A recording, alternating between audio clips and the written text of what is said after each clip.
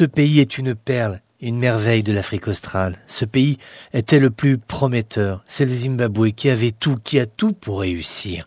L'eau, les matières précieuses, l'espace, une proximité géographique avec les mastodontes économiques de la sous-région, un peuple fier qui a vécu, qui a survécu à la férule du clan Mugabe, le vieux président, aux vieilles méthodes, aux vieilles idées, avec son vieil allié sud-africain.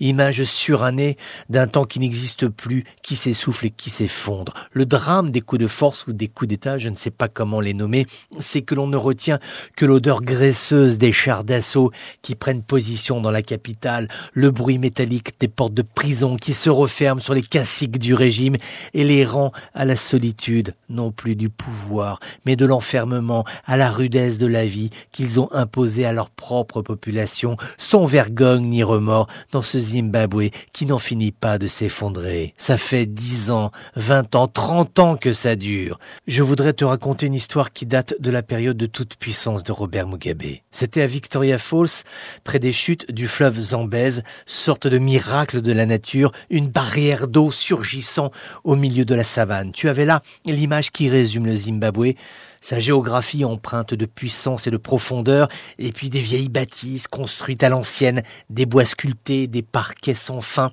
des toiles de maître restituant la magie de la savane. Et je me souviens, il y avait un homme qui travaillait dans l'hôtellerie, qui avait un poste de responsabilité. Il était parfaitement habillé, costume, cravate, le regard droit, digne, je dirais même fier d'être zimbabwéen. Eh bien, quand tu l'observais attentivement, tu te rendais compte que son costume était rapiécé, le tissu usé par les années, sa montre était d'un autre âge et il portait une paire de souliers vernis dont la semelle s'était décollée. Tu devinais son pied nu, il ne portait pas de chaussettes. Il était là, pauvre, mais se tenant droit, semblant défier le destin, celui d'être né dans un pays où tout est parti, soit en déliquescence, soit dans les poches du clan Mugabe. Postulons ce matin qu'ils sont comme lui des dizaines, des centaines de milliers d'hommes qui doivent espérer que ce coup de force militaire rebattra le jeu politique et permettra à la population de sortir de la pauvreté pour faire émerger ce pays que Mugabe a défait, mais qui a toutes les qualités pour devenir un État qui compte en Afrique australe.